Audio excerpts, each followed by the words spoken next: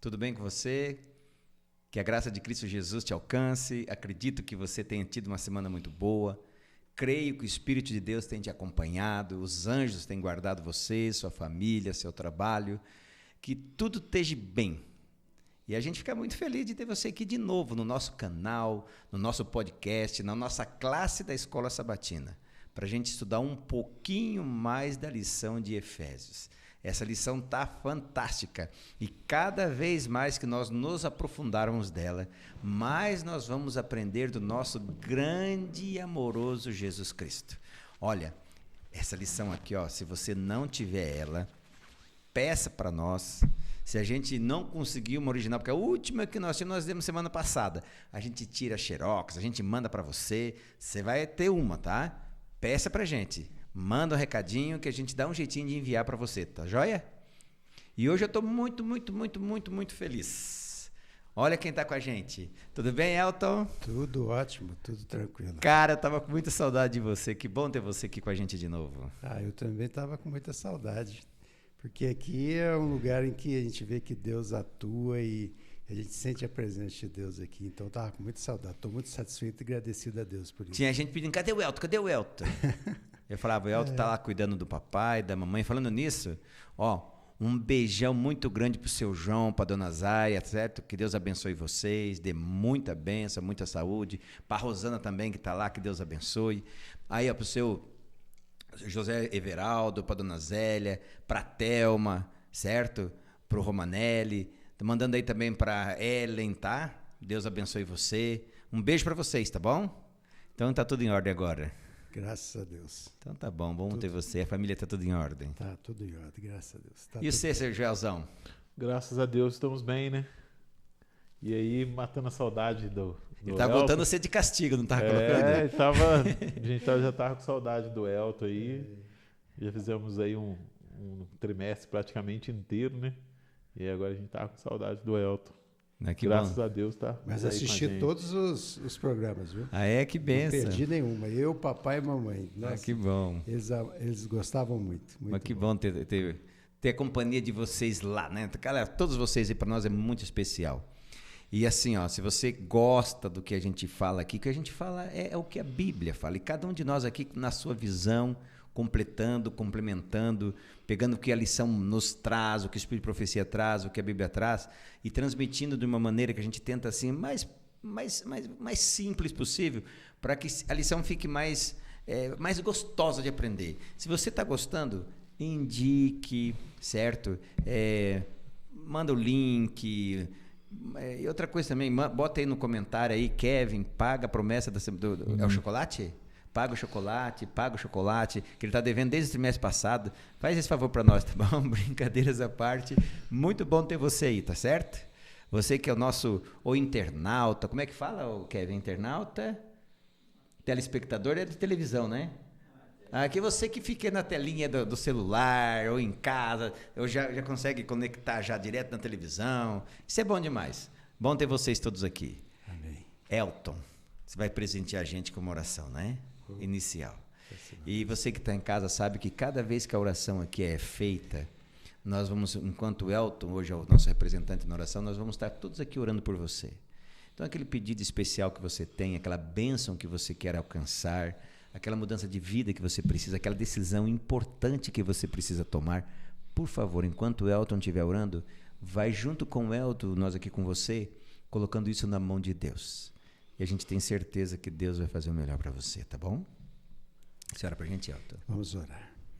Querido Pai, maravilhoso Deus, agradecemos, Senhor, por todas as bênçãos. Obrigado, Deus. Obrigado, Senhor, por estarmos aqui mais uma vez reunidos na certeza da presença do Santo Espírito conosco. Amém.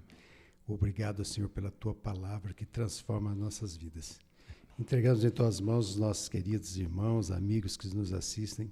Que o Senhor possa cuidar deles como o Senhor tem cuidado de todos nós, Pai. Por favor, que o Senhor possa abençoá-los e que eles possam entender que o Senhor quer o melhor por eles. Amém. E que a Tua palavra que nos liberta, Senhor. Amém. Obrigado Amém. por tudo, em nome e por amor de Jesus. Amém. Amém.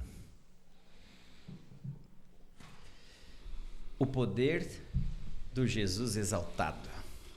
Lição 3 já, hein? Nem começamos direito já o trimestre, estamos quase acabando. Pois é, tá voando. Lição 3. Elton, quando a gente fala na pessoa de Jesus, antes de a gente iniciar ela, quando a gente fala na pessoa de Jesus, qual é o sentimento que você tem assim, quando fala na pessoa de Jesus? O que vem assim na cabeça? Vem a pessoa mais importante para mim. Não tem nada melhor e não tem nada que possa ser colocado à frente de Jesus, né? Porque ele nos ama, né? Ele me amou me amou de tal maneira que entregou a vida por mim e por todos nós, né? Então Jesus tem que ser tudo, ele é tudo para mim. Então Jesus é aquele que me criou e me resgatou e quer dar para mim o quê? A eternidade, né? Então para mim ele é tudo, tem que ser. E por isso que nós estamos aqui para falar desse Jesus exaltado, né?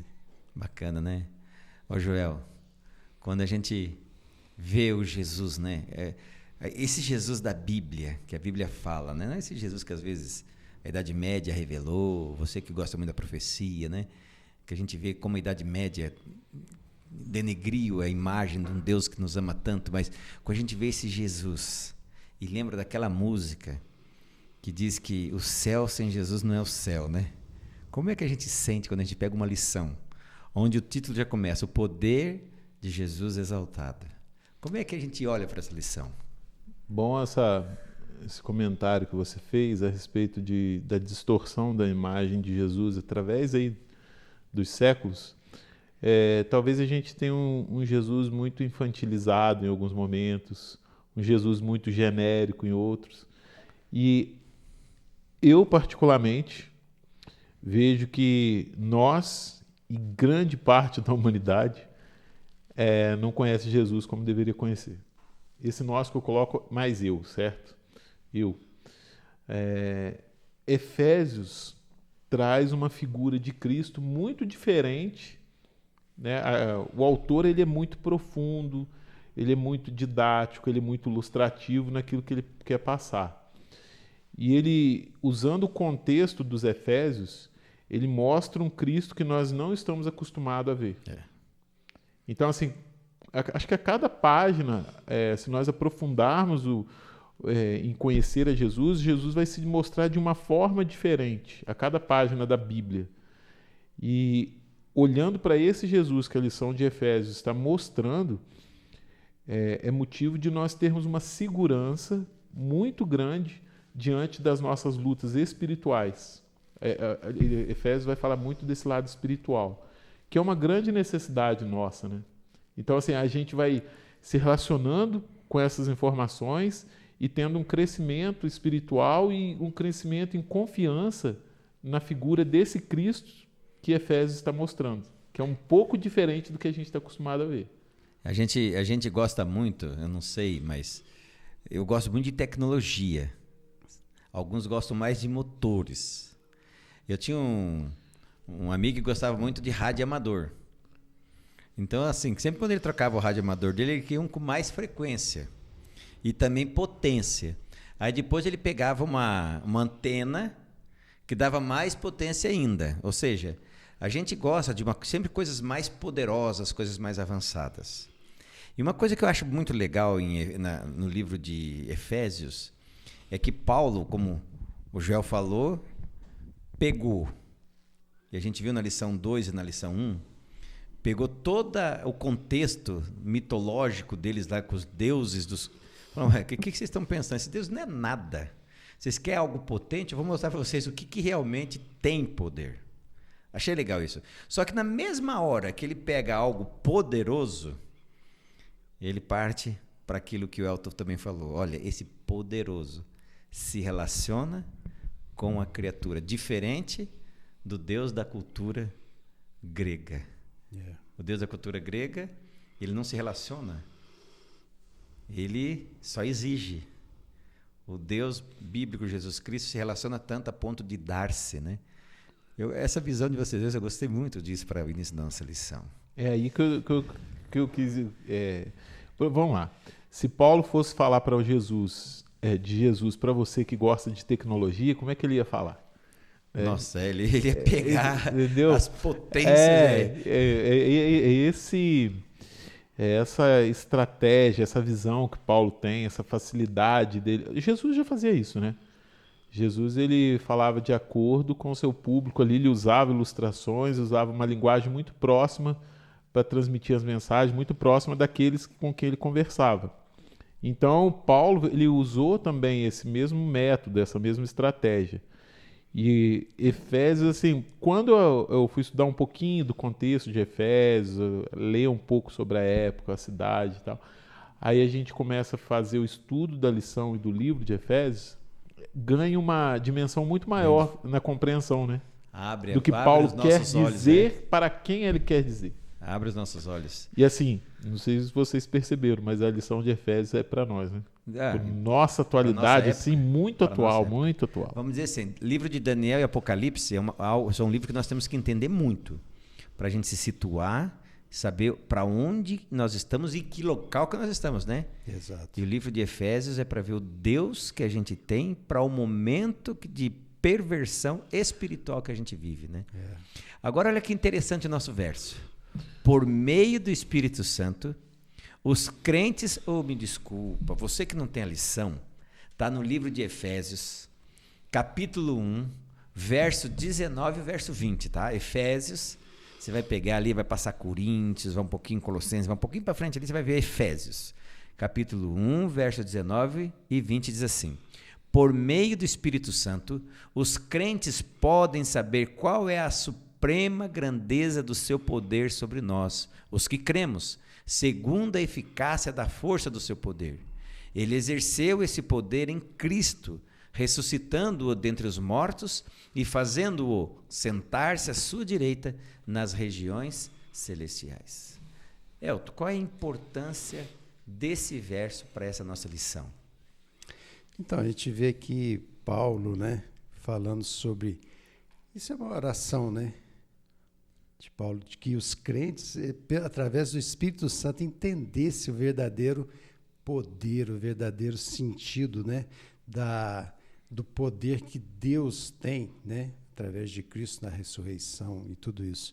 E a gente vê a lição, igual você falou, né, que as pessoas ali, né, em Efésios eram pessoas místicas, né? Sim. Tinha os deuses humanos ali e eles pensavam em poder, né? Em supremacia. Aí Paulo ora, né, nesse sentido de que eles entendessem qual que era o verdadeiro poder. E o poder a gente sabe o que é, né? É Cristo. E a gente fala muito sobre a vida e a morte de Jesus. Maravilhoso o que ele fez por nós. E aqui ele exalta o quê? A ressurreição. Poder maior que esse. Né? Aí fala aqui, né, na lição vem trazendo 4 coisas que mudaram, né, totalmente a vida do ser humano, do cosmos, do universo, né? A ressurreição de Jesus é uma delas. E a exaltação ao trono, né, é outra. Fala sobre que todas as coisas estão sujeitas a Cristo Jesus. Então não tem poder maior. Porque, igual o João falou, a gente vê muito assim, as religiões, às vezes as pessoas aí que se dizem religiosas, colocando Jesus, né, de um nível sempre sendo o quê? Massacrado, né? E ele sofreu muito por nós, mas agora a gente vê um Cristo que é exaltado. Ele é diferente aqui. Era o Cordeiro de Deus, e ele sempre vai ser o Cordeiro de Deus que tira o pecado do mundo, mas a gente vê aqui uma ilustração do leão da tribo de Judá, né? De Judá. Então são visões que a gente tem que ver e sentir que Jesus, ele é poderoso para transformar a nossa vida. Amém. E às vezes, né, Joel, muita da nossa falta de fé é de vermos só o Jesus da cruz e o do túmulo e esquecer do Jesus exaltado que dia a dia está à nossa disposição. Então, quando Paulo chama a atenção disso, é uma observação para a gente. Olhe, quem está lá hoje, à destra do Pai, à vossa disposição para dar-lhe o poder necessário para vencer, né? Amém. A questão da ressurreição, a gente vai ver no decorrer da lição.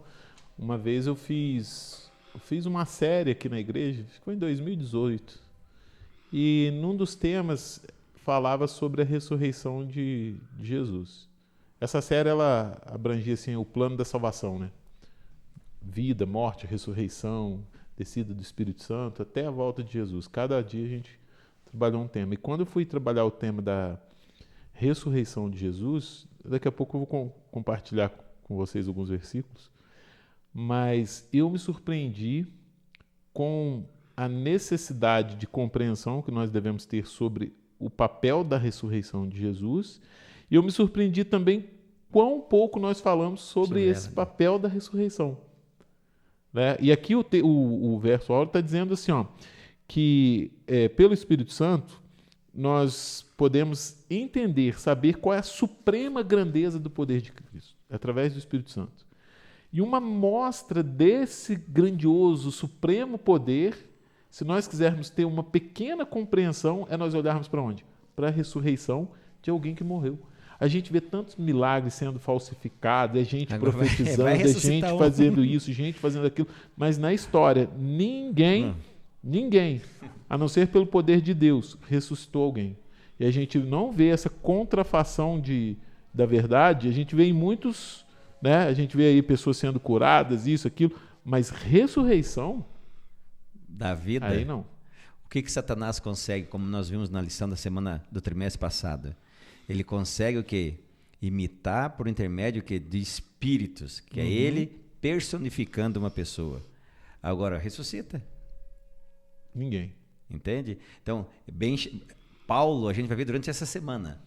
E durante a semana que vem a mesma coisa. Durante a lição, durante o livro de Efésios, a gente vai ver a importância da ressurreição de Cristo na nossa salvação. Paulo, só mais um minutinho. Paulo usa aqui no verso áureo uma expressão que só ele usa, só no livro de Efésios.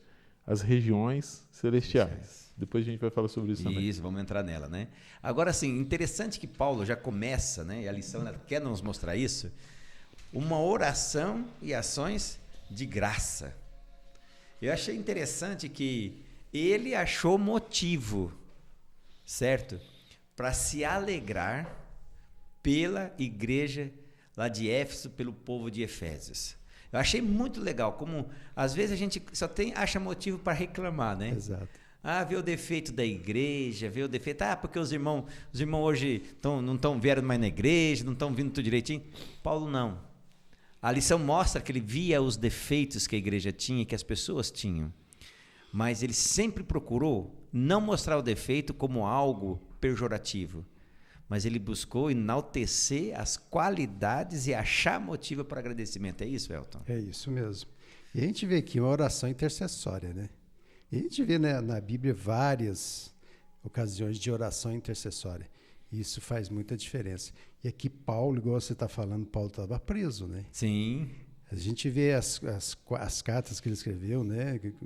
Efésios é uma delas. Ele estava preso. Ele poderia estar murmurando, reclamando: eu estou fazendo a obra de Deus, eu estou aqui preso. Vocês aí soltos e eu aqui preso, né? E vocês aí, né, e tal. Mas ele está exaltando a fé daquelas pessoas que saíram daquela cultura totalmente pagã, né? De coisas assim, idolatria. E eles estavam firmes, e ele faz essa oração. E assim, a gente vê que a gente tem que ter isso em mente. Ação de graças é o quê? Gratidão. Quando está tudo bom, né? É uma coisa. Agora, quando não está. Quando a coisa está ruim, a coisa estava boa para Paulo? Não. Mas ele não via isso, ele via o quê? A obra de Cristo, do Espírito Santo na vida daquelas pessoas. E aquilo era motivo de alegria. E a gente tem que ter essa visão. Quando a gente... E é uma coisa assim, às vezes a gente passa por provas, por dificuldades, e se isso me leva a ir a Cristo, em oração, em buscar a Cristo, isso já se tornou o quê? Para mim, uma bênção, mesmo no momento de prova. Então, Paulo aqui dá uma lição para nós, né? E a gente tem que ter essa ação de graças e gratidão todos os dias por tudo que Deus tem feito por nós, né? Amém. E Cristo tem feito. Amém. E eu acho interessante que nessa oração de Paulo, ele mostra 2 pontos muito, que eu acho muito importante. Primeiro ponto, o Elton, ele ressaltou muito, que é o ato da alegria e ação de graça pela igreja. Mas pode ver que, no mesmo tempo, ele já pula pelo seguinte: olha, eu estou feliz por vocês, mas, por favor, não esqueçam também que vocês têm que melhorar em algumas coisinhas. A preocupação dele com o crescimento espiritual dos irmãos. Como isso é importante, né, Joel? Ele orava nesse sentido. Paulo, assim, sempre que ele que ele podia, ele procurava estar presente para fortalecer a fé das igrejas que ele, né, ali que ele fundou, dos irmãos das pessoas que ele batizou, da semente que ele plantou. E quando ele não podia, ele mandava carta, ou então orava, mas de alguma forma ele intercedia, fazia alguma coisa, né? Agora, oração é algo misterioso também, porque eu estava vendo uma pesquisa esses dias. A ciência, a ciência, quando quer entender as coisas, procura fazer pesquisas, né? E aí, nessas questões de oração, muitas pessoas são curadas, às vezes, de doenças, né? Às vezes, assim, milagres acontecem. E aí ficava aquele questionamento, foram fazer uma pesquisa, colocaram um grupo de pessoas que tinha a prática da oração, né? Pesquisaram pessoas doentes, com doenças às vezes terminais, mas que tinham a prática de oração. E pessoas que não. E o resultado foi surpreendente com esse grupo que acreditava na oração. E aí, né, há ali vários motivos para que isso possa ter acontecido. Um pensamento positivo, a pessoa acredita, a fé dela faz com que ela, né, possa ser curada. Então, assim, ficou aquele negócio. Só que fizeram uma outra pesquisa. Pessoas que recebiam orações de terceiros. E aí agora... quando chegou nesse ponto, as orações intercessórias, pessoas que também eram curadas por terceiros orando por eles. Haviam terceiros orando. Aí ficaram sem resposta. Então, Paulo está orando por pessoas, o contexto de Efésios são pessoas que viviam numa cidade rica e idólatra. Esses dois fatores contribuem para duas coisas muito importantes: dificuldade de se pregar o evangelho e facilidade para se apostatar. E os efésios estavam se apostatando. Agora, Paulo usa o recurso, né, que ele tinha disponível no momento, que era enviar carta e orar por eles. Então, assim, é uma lição para nós exercer a oração. Sabe o que me chama a atenção? Eu não sei se eu já contei isso aqui. Em Romanos 8 diz que nós não sabemos orar. É o Espírito que intercede por nós, porque nós não sabemos orar. Imagina esse coração que a gente tem. A gente está estudando em Efésios um modelo de oração, iniciar com agradecimento, dando graças. E na Bíblia a gente tem vários modelos de oração, vários pontos onde a Bíblia nos ensina a orar. Tem o Pai Nosso, né, aquela sequência do Pai Nosso, que não são as palavras, mas assim os atos da oração.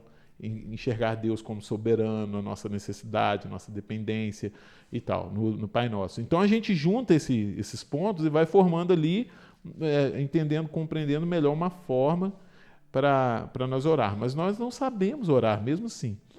E aí uma vez eu fui no acampamento e o pastor fez um desafio para os jovens. Você agora vai orar, você vai aí tirar 5 minutos para orar. Só que você não vai pedir e nem agradecer. E aí? Como é que nós conversamos 5 minutos com Deus? Porque assim, o Espírito de Profecia diz que a oração é o quê? É você falar com Deus de que forma? Como abrir o coração a um amigo. Tem algum amigo teu que faz tempo que você não vê, de vez em quando você liga para ele? Não, e nem precisa fazer tempo não, mesmo que eu vejo daqui a pouquinho, eu já vou ver daqui a pouco, tem 2 horas para falar fiado. Então, tem um amigo meu que às vezes a gente fica batendo papo, quando vê faz 1 hora lá no telefone, 1 hora que a gente está conversando. Aí, quando o pastor fez esse exercício com a gente, eu fiquei pensando, às vezes eu converso 1 hora, mais de 1 hora com um amigo meu, e quanto que eu pedi e quanto que eu agradeci para esse amigo meu? Não pedi nada não agradeci nada. E conversou pra caramba, né? A oração deveria ser dessa forma com Deus também. E o interessante então a gente tem assim, dificuldade de orar. O interessante assim, quando a gente vê Paulo nessa oração que ele está fazendo, nada é para ele. Nada é por ele. Entende? Nada. E o que isso quer nos ensinar também para nós? Como é bom, como é importante quando a gente fazer da vida, da alegria dos outros a nossa alegria, da tristeza dos outros a nossa tristeza, da preocupação pela salvação dos outros a nossa preocupação. Como a oração da gente ela passa a ter um sentido diferente, né? E e a própria vida da gente, né? Olha o que o Espírito de Profecia diz aqui no livro Minha Consagração Hoje, Meditação Matinal, página 770, diz assim: não temos razão para falar da bondade de Deus e proclamar seu poder? Quando os amigos são bondosos para conosco, nós apreciamos o prazer de lhes sermos gratos por sua bondade. Aí vem aquela perguntinha, tá? Quanto mais devemos nós nos alegrar e agradecer ao amigo, aqui está falando de Jesus, que nos tem dado todo bem e todo dom perfeito? Olha que coisa linda. Quanta coisa que eu tenho para falar de Jesus Cristo, quanta coisa, imagina. Que beleza. Agora, experimentando a lição de segunda-feira, o discernimento pelo Espírito Santo. Aqui eu queria começar com Efésios 1, verso 17, que diz assim: para que o Deus de nosso Senhor Jesus Cristo, o Pai da glória, vos dê em seu conhecimento o espírito de sabedoria e de revelação. Olha só um dos motivos que Paulo estava orando. Normalmente, Elton, a gente pede sabedoria para a gente. Oh, Deus, dê para nós sabedoria. Eu preciso tomar uma decisão. Eu preciso pregar na igreja, né, Joel? Vou fazer uma semana aí. O negócio está feio para o meu lado. Eu preciso. Paulo, não. Olha, anseio para que Deus dê para vocês o espírito de sabedoria e de discernimento. Qual a importância desse espírito para mim? Quem é esse espírito? Pois é, e aqui ainda fala assim, né? Iluminados os olhos do vosso coração, né? Iluminar. O Espírito Santo que ilumina, né? O Espírito Santo. Ele abre os nossos olhos. Sem o Espírito Santo, tudo que Jesus faz lá por nós, não seria efetivo, né? É o Espírito Santo que veio. Então, quando Jesus é exaltado, quem que vem? Lá no Pentecostes, né? Quem que veio sobre os discípulos? Porque Jesus tinha sido o quê? Entronizado, né? Então, ele vem para revelar aos discípulos tudo que Jesus falou, tornar eficaz na vida deles o que Jesus fez por eles. E aí eles foram diferentes. E a gente tem que pedir para o Espírito Santo iluminar a nossa vida, todos os dias. E a questão da oração, por exemplo, a gente ora, a gente estuda a palavra, mas a gente está dedicando muito pouco tempo de relacionamento, de ouvir o que Jesus tem para falar para nós. Então, a gente, às vezes, faz as coisas, já está com a mão na maçaneta para sair para ir para a rua. E a gente tem que ouvir a Jesus, o Espírito Santo que nos mostra isso. Então, a gente tem que pedir para o Espírito Santo dar esse discernimento, né? Abrir a nossa mente para nós olharmos para quem em primeiro lugar? Para Jesus. E discernimento é necessário, né, Joel? Nós, assim como os Efésios, precisamos ter diante de nós sempre a esperança da nossa vocação. O que é a salvação? A gente vê assim, que ou as pessoas não compreendem, ou se compreenderam, não deram importância ao que é salvação. O contexto dos Efésios é que eles abandonaram aquilo que eles aceitaram um dia. Então é uma operação de resgate que Paulo está fazendo, de reavivar a fé dessas pessoas. E nesse início de Efésios aí, da carta aos Efésios, Paulo está procurando o quê? Resgatar esse sentimento que eles haviam perdido. Então, nessa oração, ele vem pedindo para que o Espírito Santo possa trazer, né, possa revelar e trazer compreensão clara do que é o plano da salvação. Porque eu acredito que essas pessoas viviam adorando seus deuses, buscando algo superior também, que eles não iriam alcançar. Então, provavelmente, eles viviam um vazio muito profundo dentro da vida deles. E ao aceitar o cristianismo e talvez, né, não tenha atendido as expectativas que eles tinham, eles perderam também um pouco da direção. E Paulo quer resgatar. Para que a gente possa seguir em frente na caminhada cristã, a gente tem que ter diante de nós todos os dias o que a salvação significa para nós. O que é salvação? O que é salvação? A gente já perguntou para ir lá no fundo dessa resposta, o que é salvação? Uma vez eu estava conversando com o pastor Nelson. Ele falou assim, salvação, a primeira coisa que a salvação vai fazer é salvar você de você mesmo. Você precisa ser salvo da sua natureza pecaminosa, do estilo de vida, da tua propensão para o pecado. Esse é o primeiro ato da salvação, é tirar você de onde você está para te transportar para um lugar ainda aqui neste mundo, para uma nova vida aqui neste mundo. Então a gente tem que ter consciência disso. E a salvação, ela vai o quê? Ela vai ser progressiva, porque ela vai se consumar de uma forma, né, completa na volta de Jesus. Então eles tinham perdido isso de vista. Agora, quantos cristãos e quantas vezes nós mesmos estamos correndo risco e quantas pessoas aceitaram a Jesus e se perderam nessa caminhada de um mundo hoje que oferece tantas opções, trabalha tanto as questões da carne hoje. E o que eu acho interessante que Paulo tentou deixar bem claro também nessa lição, que eles eram a herança de Deus. Cara, eu achei isso tão bacana, porque uma coisa assim, até na lição passada, falava um pouquinho, na primeira lição, falava um pouquinho sobre essa questão da herança. Primeira lição não, segunda semana lição. Passada. Semana passada. Falava um pouquinho da herança, até eu brinquei, né, que eu estou esperando a herança do meu sogro, e o meu sogro fica pão duro, não dá nada, certo? Agora imagina, você ser a herança de Deus. A herança de Deus, a minha herança, a nossa... Eu não sei se o Elton... Eu tô achando... Do meu pai, eu vou pegar boleto para pagar. Eu vou pegar, né? Do meu sogro, eu quero pegar boleto... Ele pega meus boletos para pagar. Agora, sim, imagina Deus saber que a nossa herança, nós somos a herança dele, que foi conquistada por direito. Custou sangue. Elton, que herança é essa? É a herança do amor, né? É o amor dele por cada um de nós, né?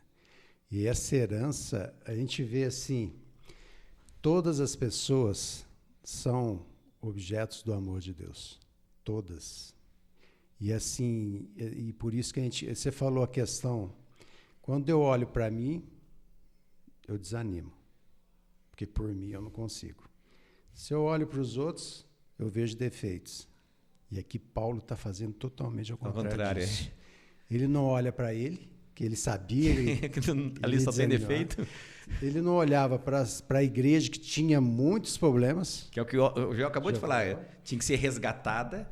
E ele olhava para quem? Filipenses 3, ele falava o quê? Prossigo para onde? Para o alvo, que é, esquecendo das coisas que para trás ficaram, prossigo, não ainda tinha alcançado, mas prossigo para Cristo Jesus.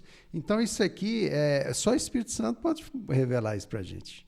E Paulo tinha muita comunhão com Cristo Jesus. E o Espírito Santo atuava na vida dele. E a nossa vida só vai ser transformada quando nós buscarmos a Deus verdadeiramente. Em oração, estudo da palavra, o Espírito Santo vai tirar toda a maldade do nosso coração, vai tirar todo espírito de reclamação, né? De blasfêmia, de coisas horríveis. É Ele que vai tirar. Porque nós vamos prosseguir olhando para quem? Para Cristo Jesus. Então é maravilhoso o Espírito Santo atuar na nossa vida, né? Amém. Jefferson, essa questão de herança, a gente vê que o objetivo inicial da carta é de resgatar essa importância de que nós somos. Paulo vem trabalhando do que nós somos para Deus. Nós somos pessoas escolhidas. Lógico, né, que Deus escolheu a todos, mas ao aceitar, nós somos escolhidos de Deus. Para quê? Para a salvação. Nós somos herança em duas vias, né? Nós somos herança de Deus e também recebemos uma herança dele. Então, assim, Paulo vai trabalhando pontos para resgatar, para conscientizar quem nós somos. Agora, uma coisa que eu acho interessante, eu gosto muito daquele verso, que diz assim, eu te perdoo por amor de mim. Certo? Não é por mim, Jefferson. Deus, não é porque eu mereço. Eu não sou herança de Deus, escolhido de Deus porque eu mereço.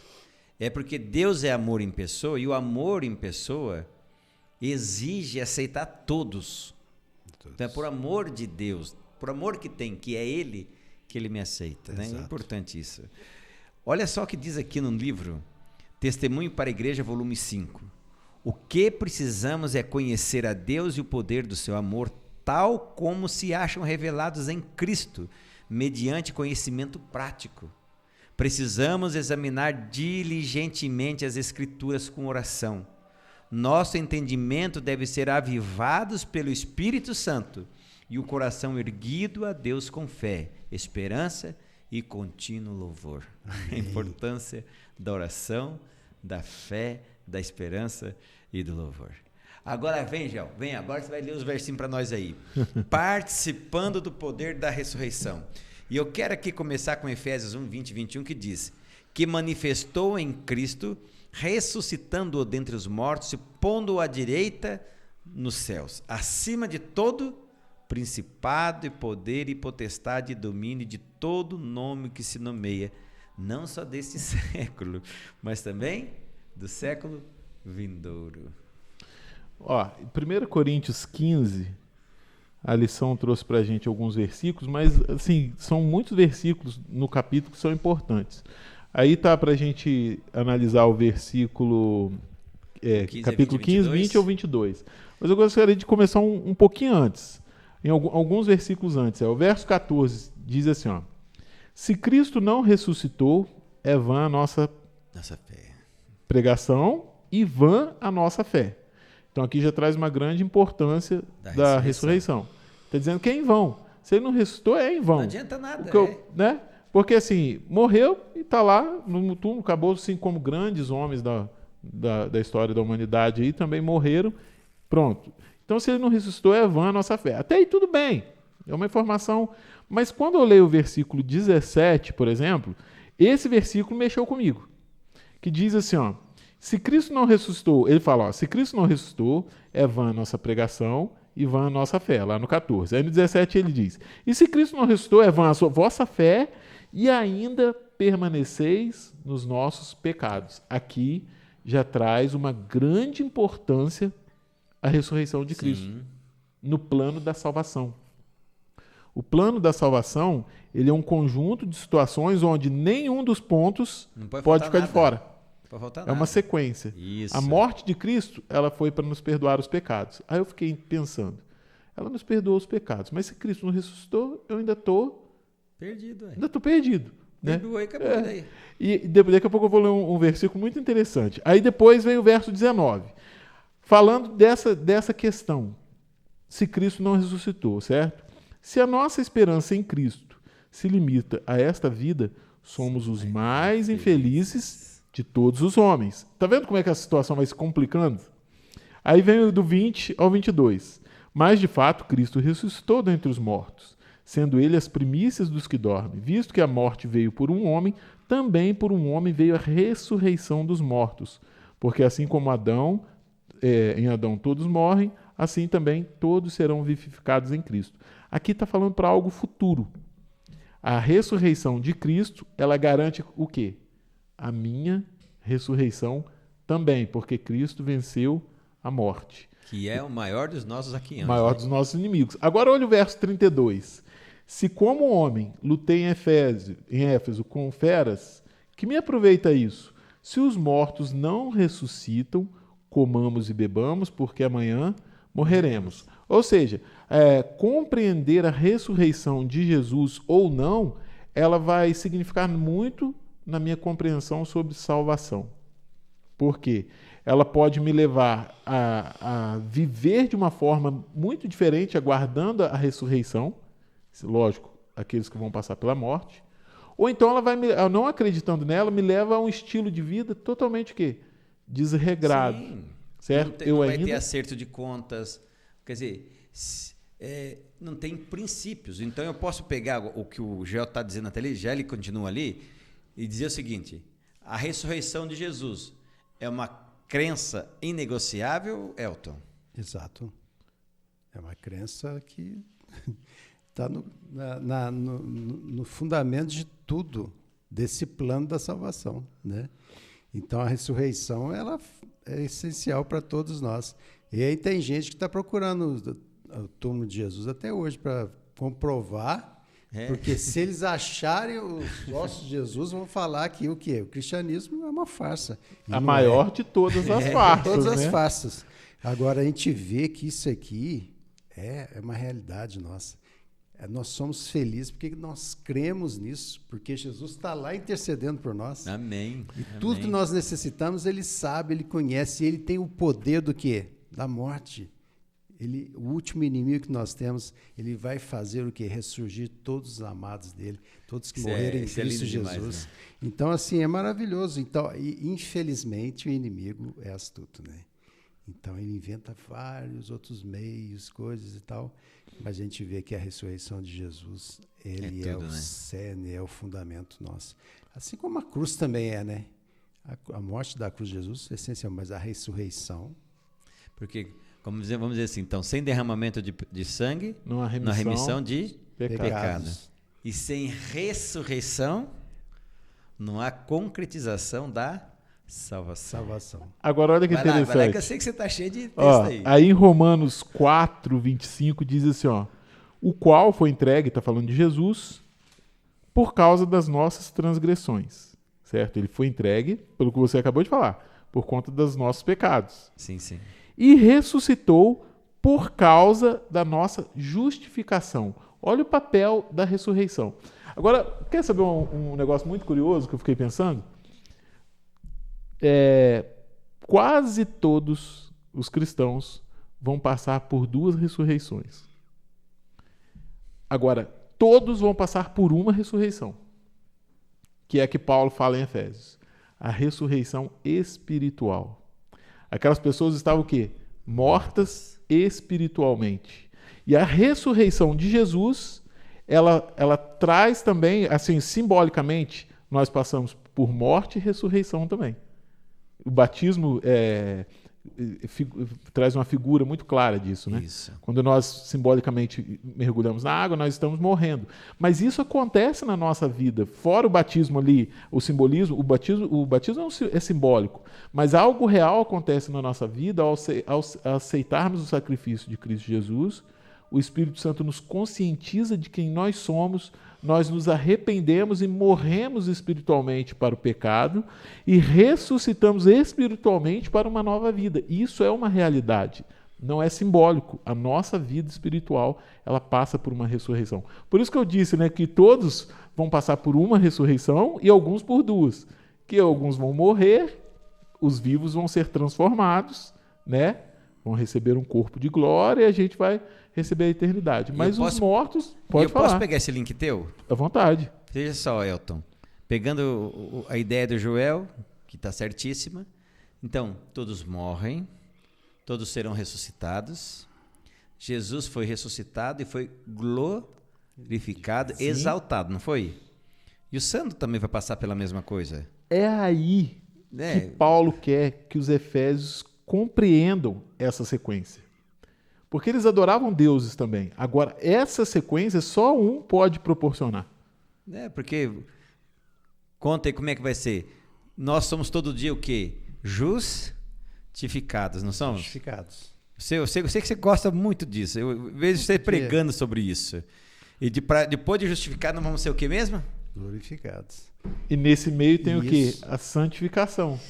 E isso é diário na nossa vida. O processo de santificação, verdade. E aí a gente vai crescendo com Cristo Jesus. Paulo chegou numa maturidade tão grande de comunhão que na hora da morte dele, ele falou, eu estou feliz de estar, não estou preocupado com a minha morte aqui.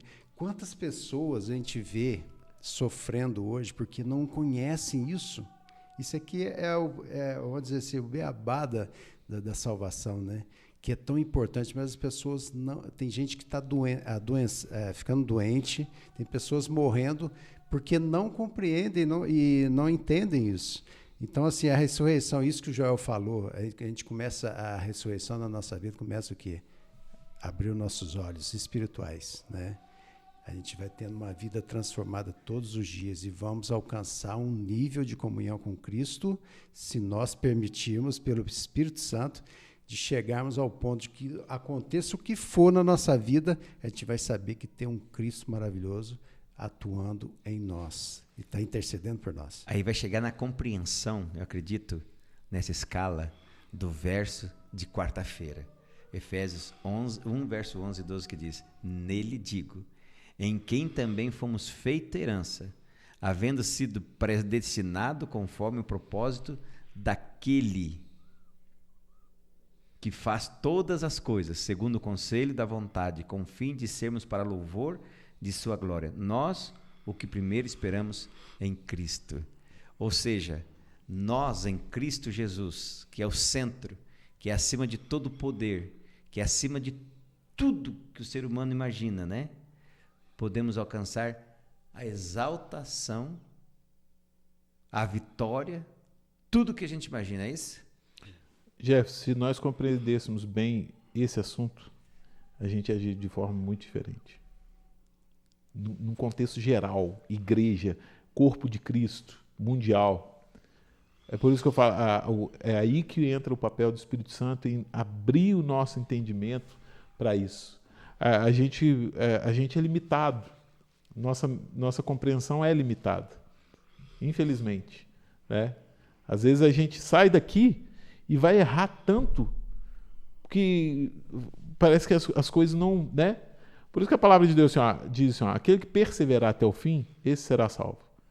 Porque nós precisamos perseverar nessas questões espirituais. Eu acho que é o campo que mais a gente precisa perseverar. Às vezes a gente associa muito perseverança à perseguição, né? Mas a nossa perseverança é muito maior no campo espiritual. E precisa ser, né? O interessante é o seguinte, se a gente for olhar para a igreja de Efésios, era uma igreja muito envolvida com magias, né? Sim. Aqui a lição ela vem trazendo aqui os filhos de Cefas, né? Vem trazendo alguns exemplos de lá. Ou seja, eles tinham deuses que já eram considerados para eles os soberanos. Então, ou seja, como é que eu vou chegar agora para lá e dizer, isso aqui é assim, assim, assim, assado? Eu estava vendo esses dias um podcast onde a moça dizia o seguinte, não, eu olho para a pessoa, eu já sei tudo, a doença que a pessoa tem, conheço tudo que a pessoa tem. E o diabo dá esse poder. Exato. Como é que eu vou chegar para alguém e dizer, não, isso aí é diabólico? Então, na igreja de Efésios, havia esse tipo, na cidade, na cultura, né? Na cultura dele, havia como combater isso. E isso afeta a cultura local, ela afeta assim, o escopo da igreja.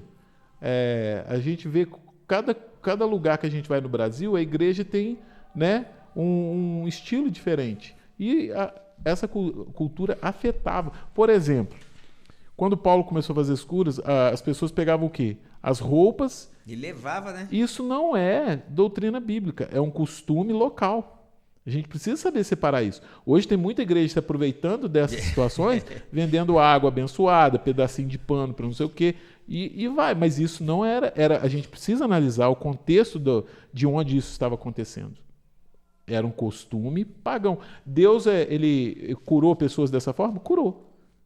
A fé delas, né, não impediu que a ação de Deus fosse feita, né? Até para mostrar que esse Deus também era poderoso. Mas não é um costume a ser seguido. Agora eu vou puxar aquilo que você puxou antes e o Elton me ajudar.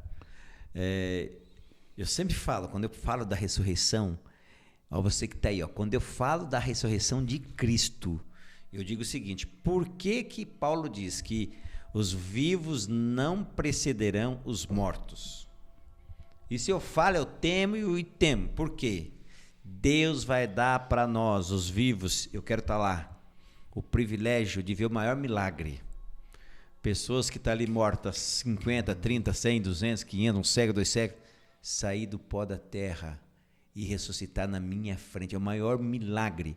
Quando Paulo chama a atenção, se eu estiver errado, vocês me chamam, tá? Quando Paulo começa a falar da ressurreição de Cristo, e a lição vai trazendo, e hoje, na parte de quarta-feira, antes de nós chegarmos, Jesus e a sua igreja, e fala assim, olha, Cristo está acima de todos os nomes. Quer dizer o seguinte, vem cá, me dá um deusinho seu aí que ressuscitou alguém.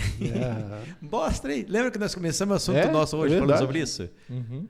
Nenhum. É mais ou menos por aí? É por aí mesmo. Não tem nada igual a Cristo Jesus. É isso que Paulo está falando. E eles acham, será que é isso mesmo? Será que não é aquele lá? Não. É esse Cristo Jesus que tem, o único que tem o poder de fazer tudo isso. E a gente vê que hoje em dia tem muito engano. Muitas pessoas sendo enganadas, mas lá também tem o quê? Os sinceros Sim. de Deus que vão conhecer a verdade. Muitos milagres acontecem lá. Bem você lembrar daqui, você lembrou bem. Nos lugares que às vezes a gente fala, mas por que aconteceu isso lá? Porque os sinceros estão lá e Deus age lá, como agia lá em Efésios, né? Pois é. No método deles, né? O que aconteceu lá se repete hoje, e muito. E a gente vê que o milagre que aconteceu lá está acontecendo aqui. Muitos lá estão lá fora, que tem a igreja invisível que eles falam, né? A gente não pode falar, bater no peito e falar assim, eu estou nessa igreja, é a única igreja. Não, tem igreja lá fora que vai ouvir a voz de Deus pelo poder do Espírito Santo e vai vir. E vão ser salvos. Então, todos que aceitarem a Cristo Jesus, Cristo é o único, vão ter o que é a vida transformada por Ele. Amém. Eu sei que você vai falar um pouquinho, mas aqui na lição quando eu leio esse assunto aqui, dos filhos de Cefas, eu acho muito legal. Quando eu conheço Paulo, eu conheço lá o Jesus, mas vocês eu não conheço, não. Pois é. Interessante, né? Satanás falando para eles, né? Vocês vêm querer me expulsar? Eu conheço todos esses caras que vocês estão falando aí, ó. Mas vocês eu não conheço, não. Que poder vocês acham que vocês têm sobre mim? Pois é. Interessante, né? Aqui nós estamos falando de um assunto, vocês vão lá na lição, e no livro de Atos, vocês vão ver esse assunto também sobre os Cefas, né? Os filhos deles. Interessante. Agora, o que você ia falar, Joel? Não, eu estou falando assim, essa questão de misticismo, mágica, magia, quanto que isso entrou dentro da igreja cristã na nossa atualidade. Se a gente fizer uma análise assim, não preconceituosa, mas em questões de pesquisa, e pesquisar nas denominações cristãs hoje, como que essa prática ela tem feito parte do cristianismo, algo que não é bíblico. Assim, a gente vê que Paulo lutou muito contra isso lá atrás, na raiz do nascimento da igreja ali. De 15 anos para cá, isso voltou com tudo. E hoje a gente tem isso. Por quê? Isso trabalha alguns pontos no indivíduo. O sensacionalismo, o místico, o sobrenatural, todas essas coisas, nós somos naturalmente atraídos por essas coisas. É só olhar, Joel, qual é o programa mais assistido que tem? O pessoal para ver.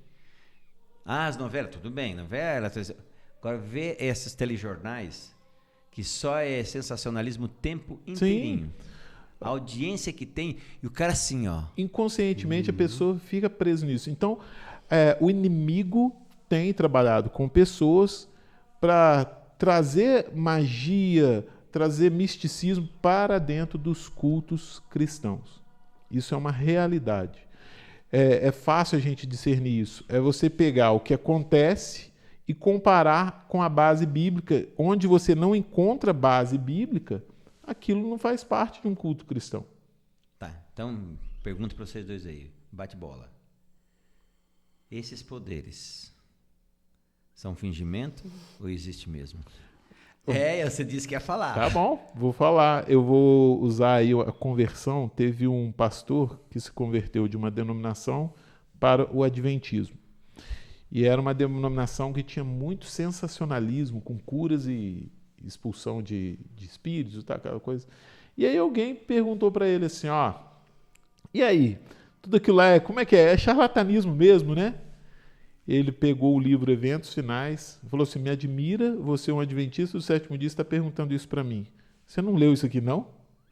Dizendo que o espírito do inimigo opera através de pessoas e muito do que acontece ali é realidade, mas não é operado através do poder de Deus. Agora, isso é nós que estamos falando? Não. Mateus 7. A própria Bíblia, né? O que diz lá em Mateus 7? Muitos naquele dia vão dizer, Senhor, Senhor, em teu nome fizemos o quê? Expulsamos demônios, fizemos curas, grandes sinais foram feitos. O nome certo com poder errado. O fato está acontecendo em nome de Jesus, mas o poder não é de Cristo. Com que objetivo? É assim que o inimigo vai afastando as pessoas da verdade. Qual que é o objetivo final do evangelho na vida do ser humano? Paulo diz que a Bíblia ela tem poder para quê? discernir, né? Ela penetra profundo a ponto de dividir juntas e medulas e nos dá um discernimento cristalino do espiritual. As pessoas que não discernem o espiritual, elas não são levadas ao verdadeiro arrependimento e nem à verdadeira transformação de vida. Elas vão passar anos e anos dentro de uma igreja e elas não vão passar pela verdadeira transformação, a transformação profunda. Por quê? Porque a mensagem ela está sendo distorcida.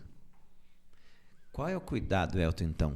Se são poderes reais, qual é o cuidado que eu, cristão, tenho que ter com tudo isso? Só antes do Elton falar, essas são as regiões celestiais. Sim, eu falei para você ia falar. Mas durante a lição, né, durante o trimestre, vamos falar muito sobre isso. Então, o cuidado que tem que ter é o quê? Jesus falou o que para nós? Vigiai a todo instante. Então, tem que vigiar como? Em oração, estudo da palavra e comunhão com Ele. Pela palavra, eu vou saber o que é verdadeiro, o que é do inimigo, o que é de Deus e o que não é. Então, assim, tudo que a gente fizer, será que isso é de Deus ou não é? Eu tenho que buscar onde? Na oração, pelo poder do Espírito Santo, vendo na palavra de Cristo Jesus. Por isso Jesus falou, né? Conhecereis a verdade vos libertará. O que a gente vê na maioria das igrejas? A Bíblia está ficando o quê? Fechada. Eles não abrem a Bíblia e ensinam as pessoas a não abrirem a Bíblia, a ficar no sensacionalismo, a ficarem no espetáculo, porque a gente sabe que o inimigo tem poder para isso. Eu li um livro, eu acho que todos vocês aqui leram, que se chama Viagem ao Sobrenatural. Quem lê aquele livro vê o que acontece nesse mundo, nesse grande conflito, nesse mundo das batalhas espirituais. Como o inimigo quer enganar e está entrando dentro do meio. A gente sabe, Jesus falou que nos últimos dias virão o quê? Falsos cristos, falsos profetas, operando sinais, prodígios, maravilhas, fazendo coisas extraordinárias. E até os eleitos, né, se não cuidar, seriam enganados. Então, é palavra de Deus o tempo, todo dia. E Paulo fala, orai o que é sem cessar. Porque muita gente vai ser enganada, porque não está buscando aonde? Na verdade de Deus. Então, a gente tem que fazer isso. Eu gosto, então, de pensar, eu já pensei assim, quando eu vi a lição 2, até tive o privilégio de gravar com um amigo nosso lá em Boston.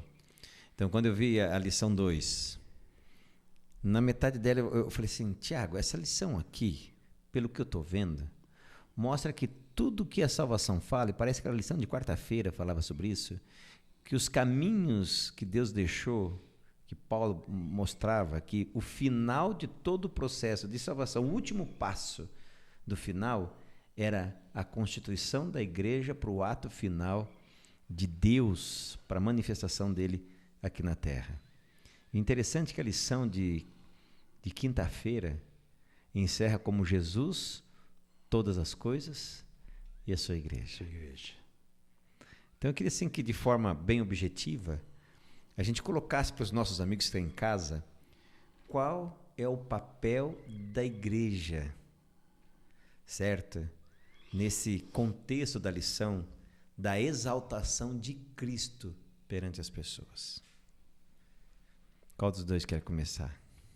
Bom, o papel da igreja, vamos lá. Analisando tudo que a gente estudou nessa lição dessa semana, certo? A gente viu a importância da ressurreição, nós precisamos ressuscitar espiritualmente, nós estávamos mortos no pecado, a vida que a gente levava. Aí a lição vem trazendo a gente para uma realidade. A realidade de um mundo espiritual existente, no qual nós estamos inseridos e muitas vezes somos vítimas desses poderes, certo? Onde é que eu vou conseguir proteção espiritual para vencer esses poderes que são invisíveis? Um dos papéis principais da igreja é esse. Uma comunidade de crentes se fortalecer mutuamente e estarem protegidas. Agora, a importância de Jesus, que é o cabeça da igreja, a lição procurou mostrar primeiro Cristo sobre todas as coisas. O que ressuscitou dentre os mortos foi exaltado à direita de Deus e todas as coisas foram colocadas nos estrados dos seus pés. Ele está acima de todas as coisas. É esse Deus que fundou a igreja cristã, é esse Jesus que é o cabeça da igreja, que direciona. Então, aí eu vejo a importância da igreja. Muitas pessoas hoje têm, por influência do inimigo, têm desmerecido o papel da igreja. Não estar na igreja. Eu posso adorar a Deus em casa, não preciso de igreja. Isso é um erro, é um perigo muito grande. É a armadilha do inimigo.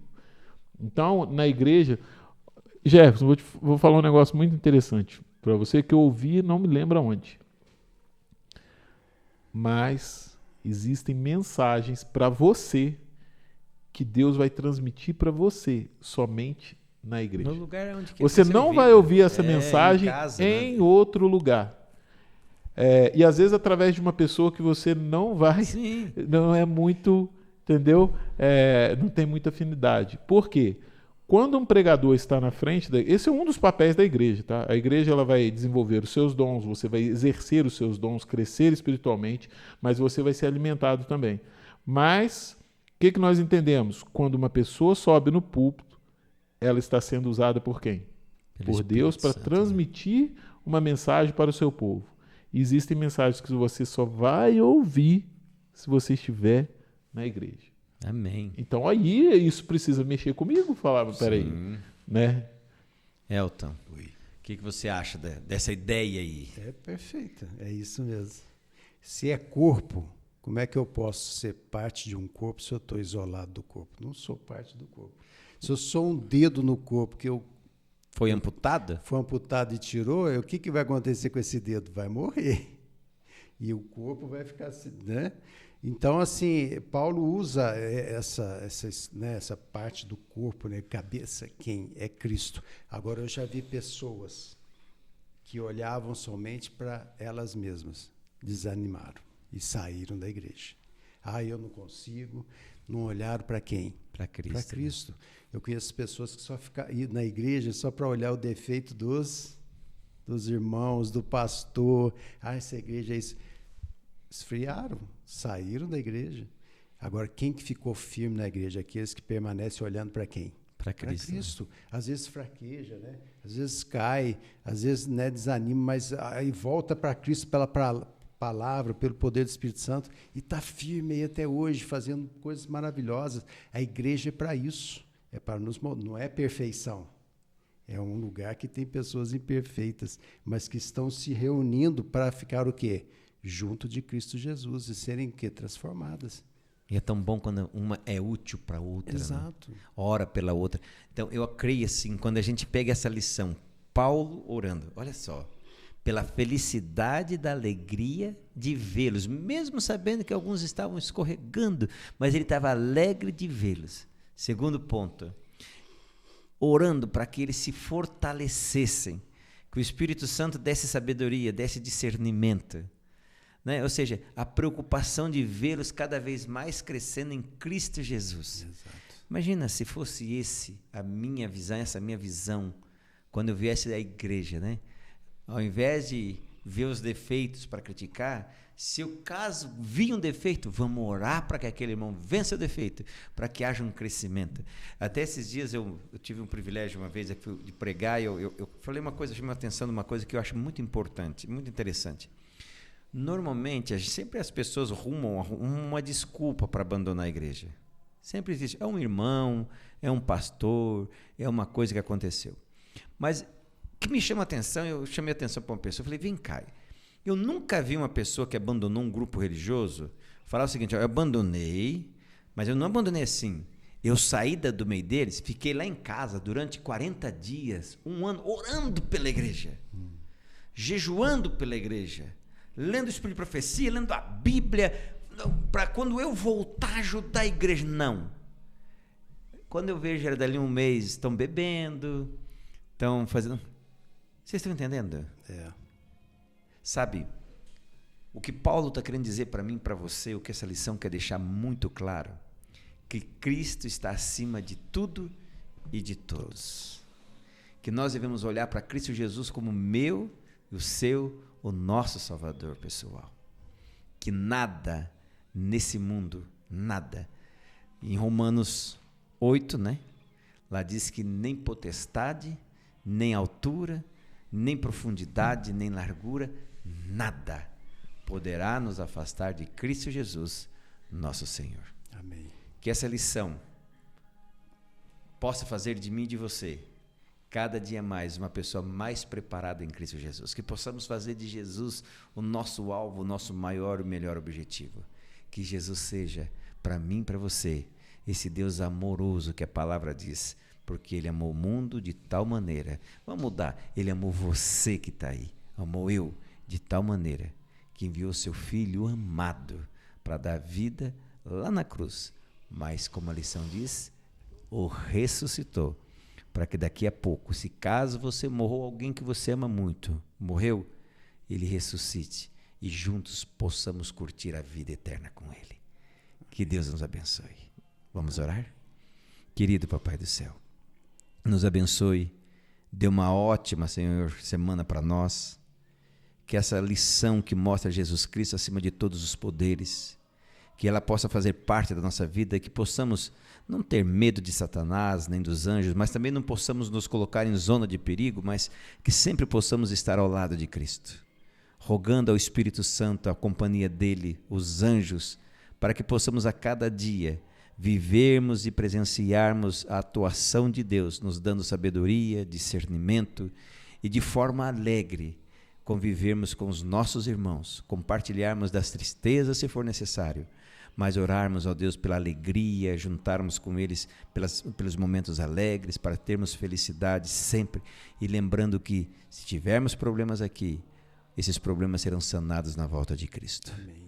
Por favor, Jesus, seja a nossa cabeça, que possamos morrer para o pecado e viver em Ti. Salva o nosso lar, salva cada amigo nosso, e que possamos, ó Deus, a cada dia aceitarmos Jesus Cristo, fazermos a vontade, para quando Jesus voltar, eu e a nossa casa, podemos dizer assim, os nossos amigos, o pessoal do nosso trabalho, da nossa escola, que nós possamos estar prontos, que nós possamos ir para o céu e que nós possamos um dia vivermos a alegria da eternidade. Amém. Dá-nos isso, nós rogamos em Teu nome, ó Jesus Cristo. Amém. Amém. Muito obrigado por você ter participado de mais uma lição da nossa classe da Escola Sabatina. E não se esqueça, semana que vem, de novo, estamos aqui, tá? Nesse mesmo canal, nesse mesmo horário, certo? Falando dessa mesma e belíssima lição de Efésios.